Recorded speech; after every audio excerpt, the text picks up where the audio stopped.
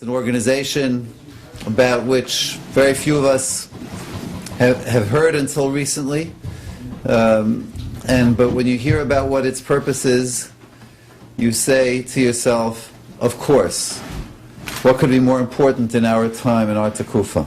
So many of the tsaras, whether it's kids at risk, whether it's families falling apart, whether all the different types of problems that we face as a community and as a society, so many of them are traceable back to this particular problem and this particular challenge. I don't think we're aware of how ubiquitous, how widespread is this problem of addiction to inappropriate material on internet and other things.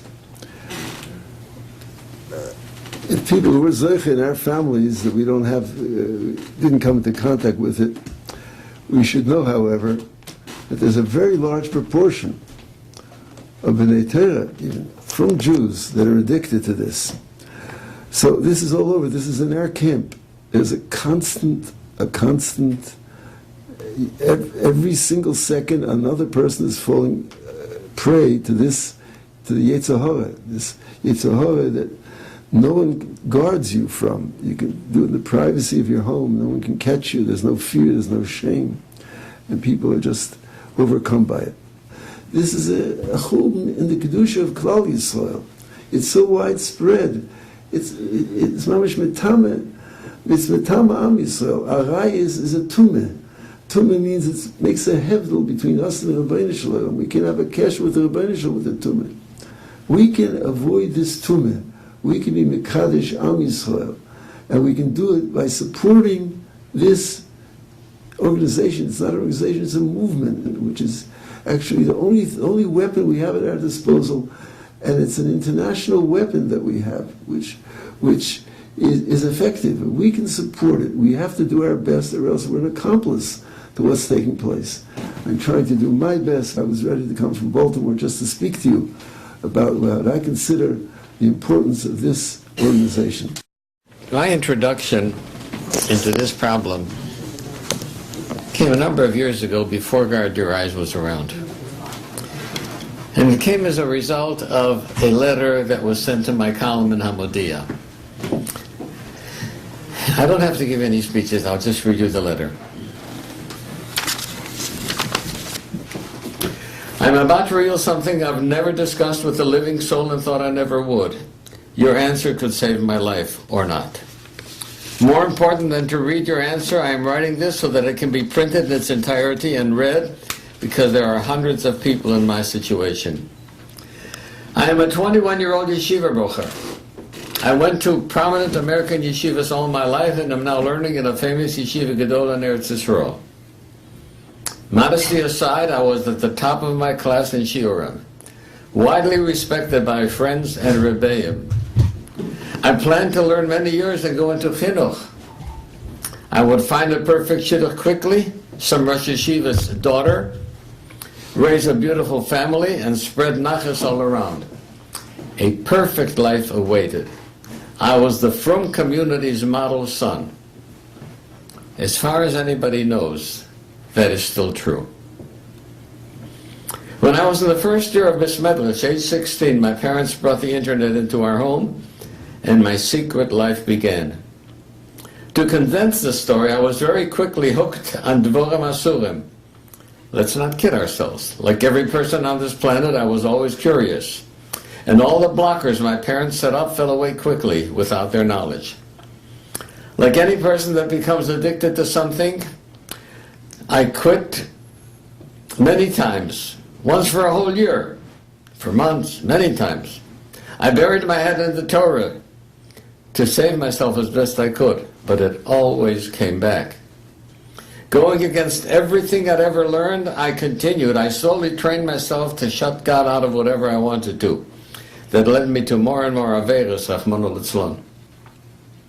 Without going into details, suffice it to say that I am terribly ashamed of myself because I am not a loyal Jew anymore. But all this is secret. I allow none of it to show through. As much as I want to help myself, I realize I can't. But I can't get help either. I can bring myself to discuss my dark side with no one.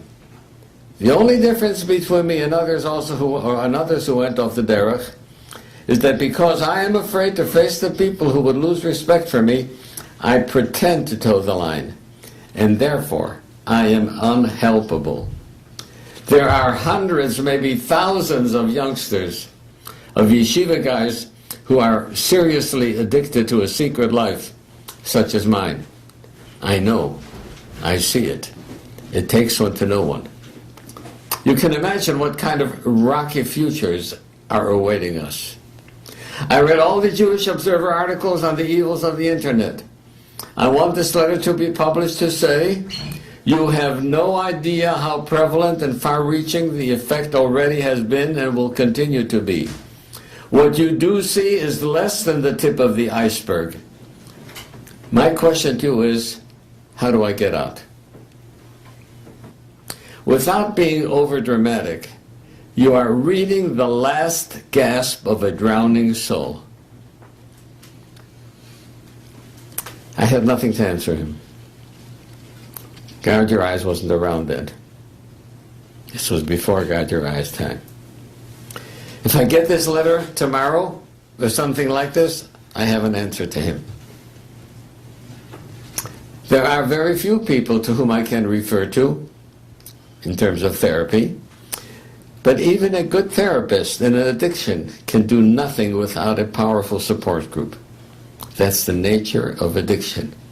That's true of alcohol, of drugs, of food addiction, of compulsive gambling, of sexual addiction, and it's true of this. But to make matters worse, we don't have many therapists that are adequately trained for this. So I don't know that there's ever been a more serious problem to Klal Yisrael's Kedusha than that which we have now.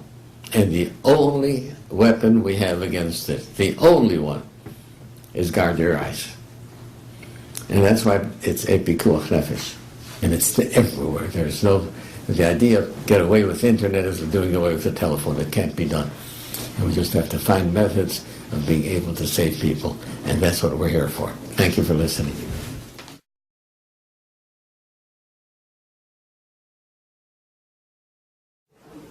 It started off like a teenager and the challenges of a teenager.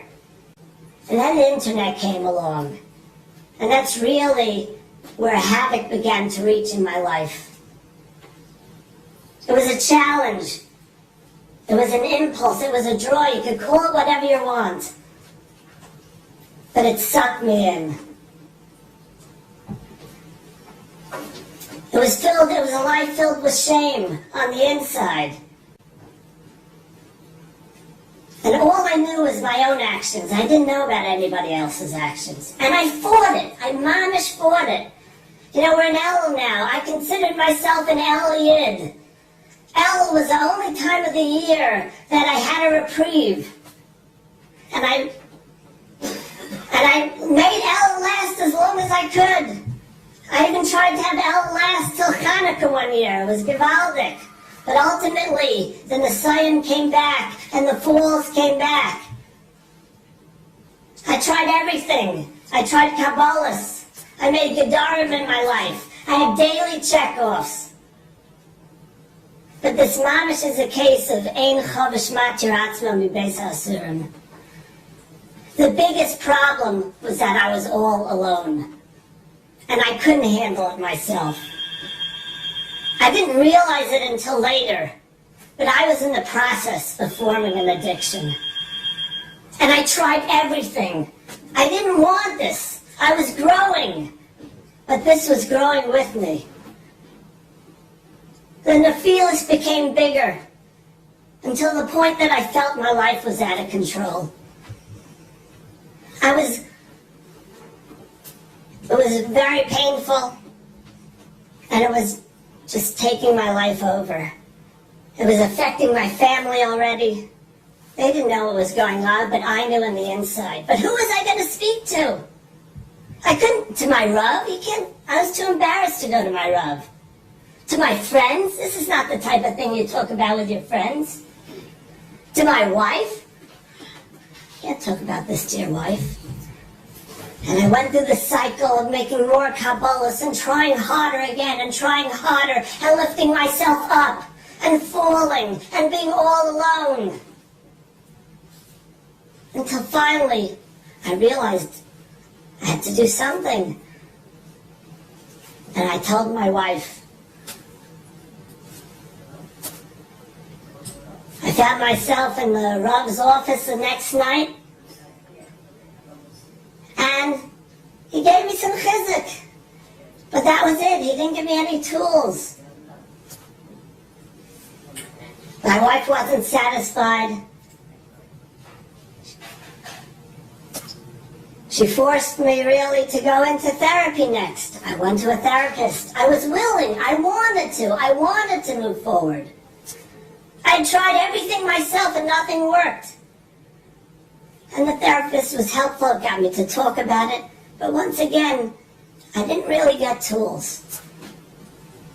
But the biggest hakaras hatov I had to him was he'd said, why don't you sign up for the Guard Your Eyes daily physic? And I did. He signed me up. And I started to get these emails. And I read about from Jews, from every walk of life, from ranging the full spectrum of our community. There were Bachrim there. There were Yimnalite who were posting. There was a Marbitz Torah. I read a post of a Marbitz Torah who said, I have over 1,000 Talmidim. And they all look up to me for Hadracha. But I've been carrying this challenge my whole life. And when he stumbled upon Guard Your Eyes and he read their handbook, he said in his post, he made Guard Your Eyes his Rebbe. And I started to realize I wasn't alone. There were others out there who had this challenge.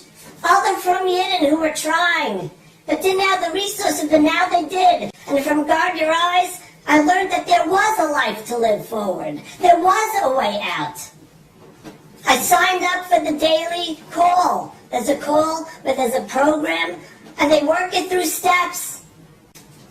Until Guard Your Eyes, I was all alone. But now, finally, I had resources. Now I had people to reach out to when I needed help. Now I had a program in my life that started to help me finally move forward. And I'm so thankful, and I have such hakaras hatov. It's been almost 1.5 years of a new life that I've started to lead. I'm still giving my shiurim. But now, I'm a better father. I've become a better husband. I've become a more honest employee. This summer I was able to work on Taras HaMachshava. I could never imagine this life of having a new chance, a second start. I thought this was going to go with me my whole life because I was stuck. You know, on the daily calls that we're on, so our leader wasn't available one day. So he asked me to lead the call that day. I was happy to be of service, and I led the call. And during the call, and it's an anonymous call, so we're on the call and I'm leading the call, and a newcomer stumbles on. And you could hear in his voice how appreciative he was. He found, wow, he couldn't believe it. He had found a source of light in such a world of darkness that what he was living in. And we were all inspired from him. That night I get a call. He says, do you know I am? I said, no. He says, don't you recognize my voice? I was the newcomer. I recognize your voice. And he's someone from my community. A Ben Tyra, someone we all in the community look up to. A Gavir, a Balstaka. Learns tremendously. Everyone respects. And he said to me, this has plagued me my whole life. And I'm so thankful that I found your group. And we're starting to work together. I'm just one Jew, but I know deep down in my heart there are so many other Jews out there like me. And it's this organization that's going to help us and help them and help me.